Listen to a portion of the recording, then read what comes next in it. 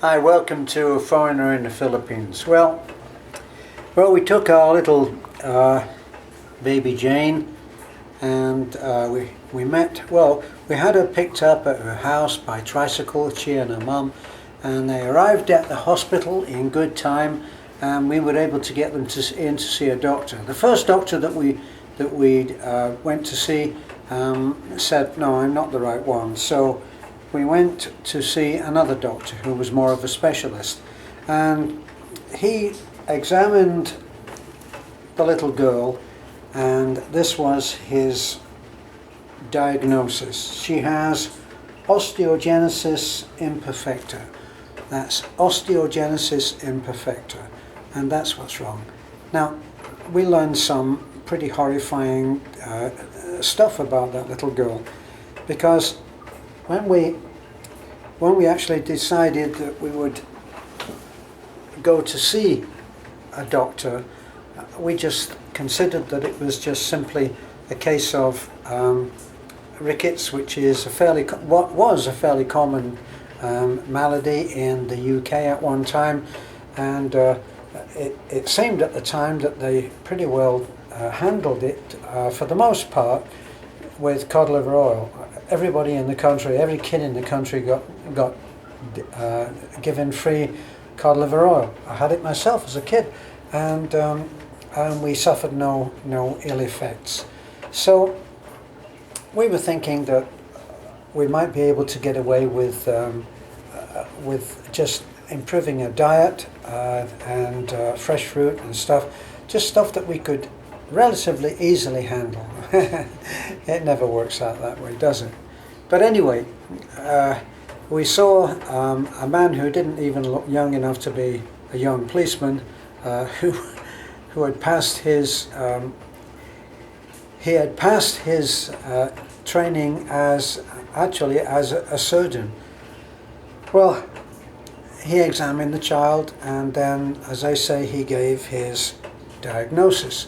And then we asked him for a plan. Well, what could we plan to do to help this little girl, Baby Jane?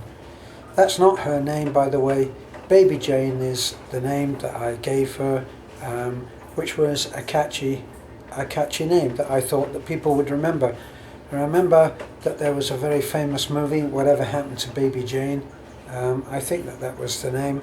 It stuck with me, so I gave her that name. Her name is actually Jenna Lee, or Jenna Lynn, which coincidentally is Taliklik's name. So he said, go and have a X-ray. So we took the little girl through another part of the hospital, and straight away walk in. We had about 3 or 4 X-rays done. Came out with 3 or 4 pictures, 5 maybe, and we took them straight back, and were able by arrangement to walk in straight into the doctor, and he looked at the X-rays. Now, if you've been following the videos about this little girl, you will have seen those X-rays, and you'll have seen the break. Now, this was the news for us. We'd been told that she had a bump on her leg, so something had knocked her leg, and that was where the bruise was, and so that was over a year ago. Now we find out that this little child has been walking around on a broken leg. Believe it or not. Have a look at those X-rays, which we did close-ups of that, and the leg was actually broken in that part, and that little one has been suffering that for over a year. Well, what is the answer? We asked the guy, the doctor, and he said it needs to have a little more time. The bones around that break are in a bit of a mess. They're fragmented, as you can see if you looked on that video of the X-ray. You can see that the actual bones in that part of that where it had that blow are fragmented, so they're a little bit shattered. Now, my understanding was that that if the bone was to be broken again, which was my first question, well, does that mean that the child's leg has to be broken again and then reset? And he said that that couldn't be done without first letting the bone strengthen up. So what was his diagnosis? I remember what he said, and yet I've gone and forgotten what the name was. Do you remember what that name was, Beth? It's fragmentia. Where's here? Yeah, I've got the name, but what was the treatment that he said that we would need? Here. Well, I've been unable to find that word. It will come to me in time. But there was a particular word that he used, which would mean that the treatment that they would receive, she actually would, it's on the video, by the way, I'm just giving you the update, but it's on the video about baby Jane, and you'll be able to hear that for yourself, and if I listen to the video again, I'll be reminded. But anyway, this particular treatment will come in a once a month or somewhere around that. He wasn't willing to commit himself on how often she would have to have this. It would be an injection. We would have to take her to Cebu to have that injection. Now, when I asked how much that injection would cost, as you will hear on the video, he said 20,000. That's 20,000 an injection.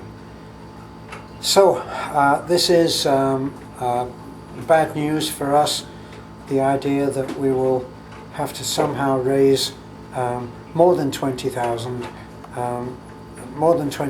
pesos in order to be able to get this little girl back on the road.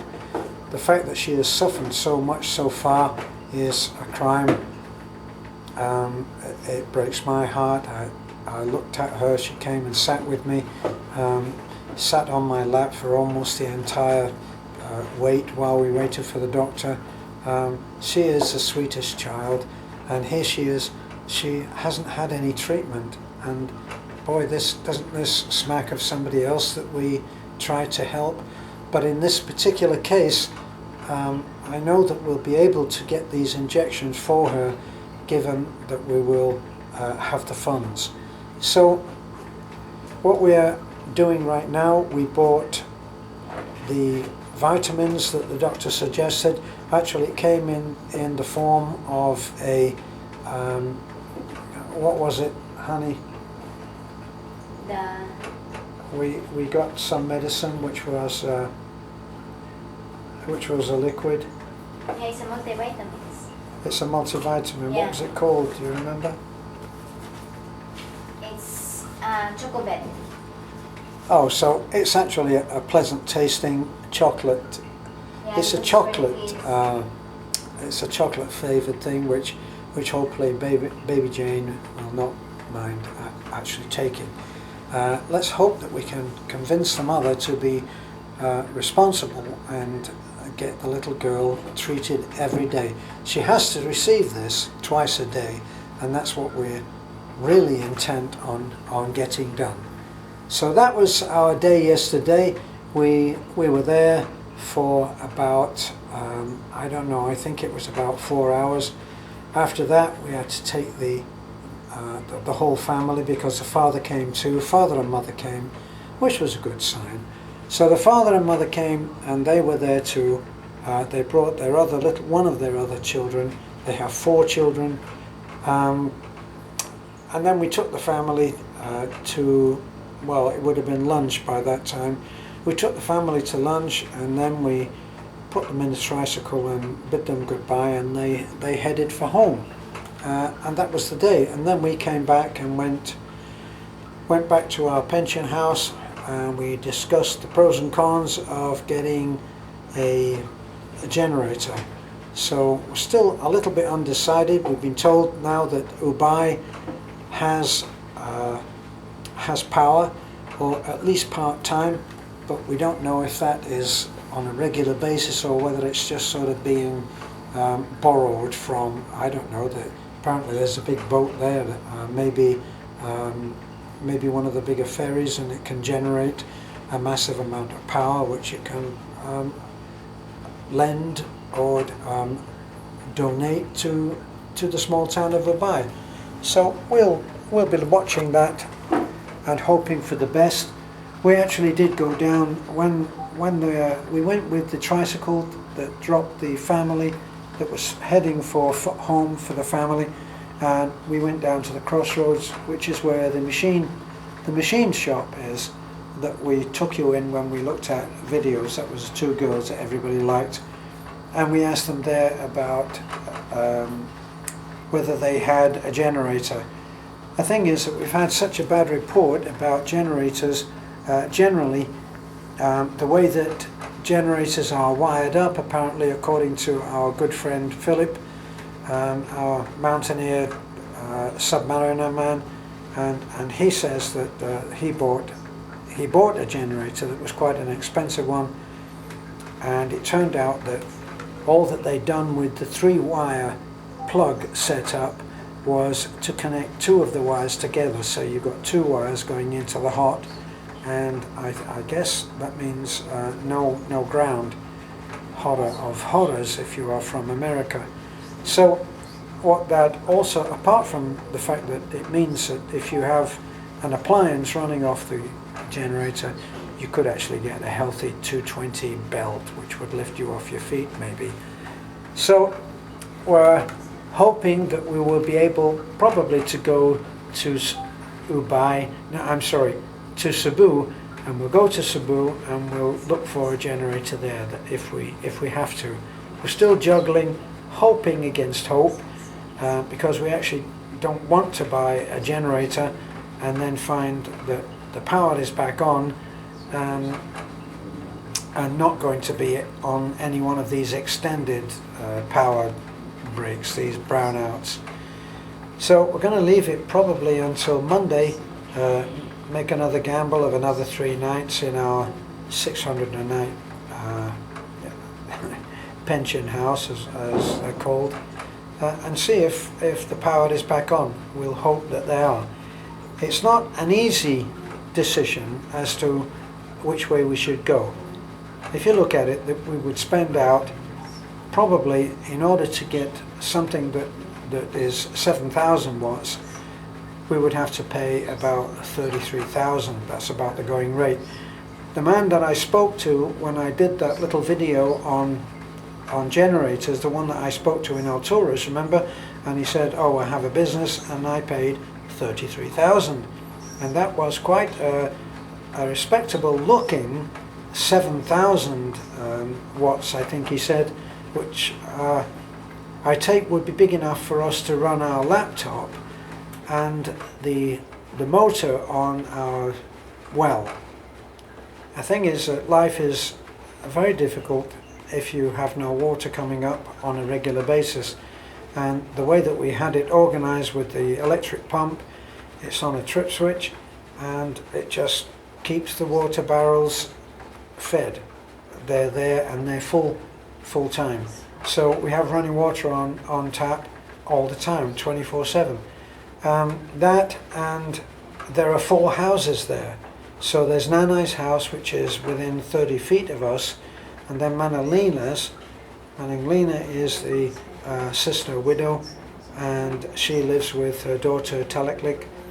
And then you have the wife of Tata, Beth's brother, and she lives a little bit down the hill, but close enough that we've been able to get a supply of water to her on demand, admittedly just to force it outside her house, but at least she doesn't have to walk anywhere and carry water.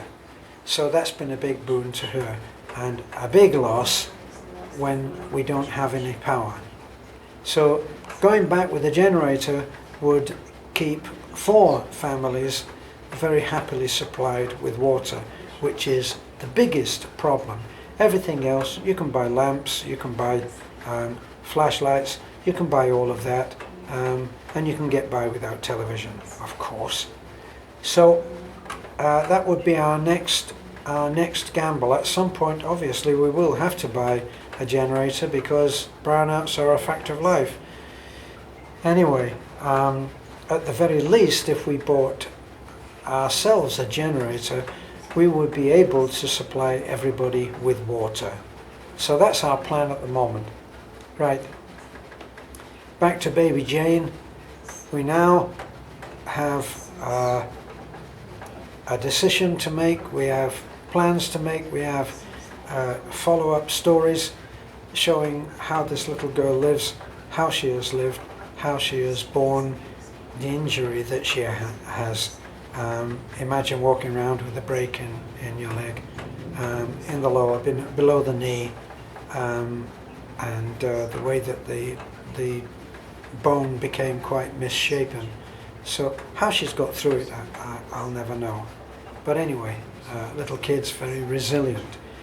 So that's the update on baby Jane, and we will be looking at whatever we can do to make life for that family, and more especially for that little girl, better.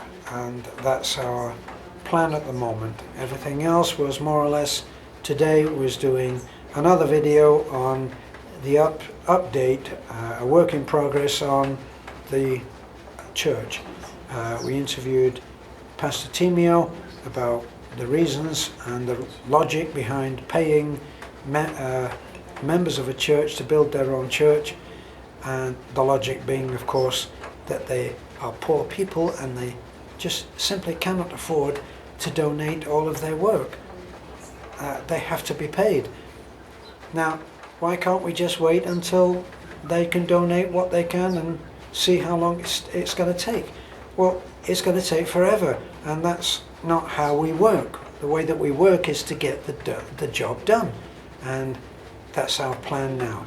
And Pastor Timio, full of optimism, says that people will be in church on Sunday, and it will be the new enlarged church. Still pretty basic, of course, you know, but you'll see that for yourself. It's just building blocks. There's no plastering on the wall, and that will be the next big challenge.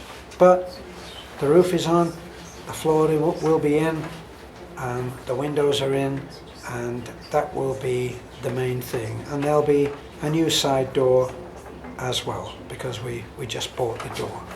Okay, that's our update on the church, and also, well, a little update on the church, just telling you how we updated, and baby Jane. So let's see what's going to happen to baby Jane. God bless. This is a foreigner in the Philippines. Wow, God bless.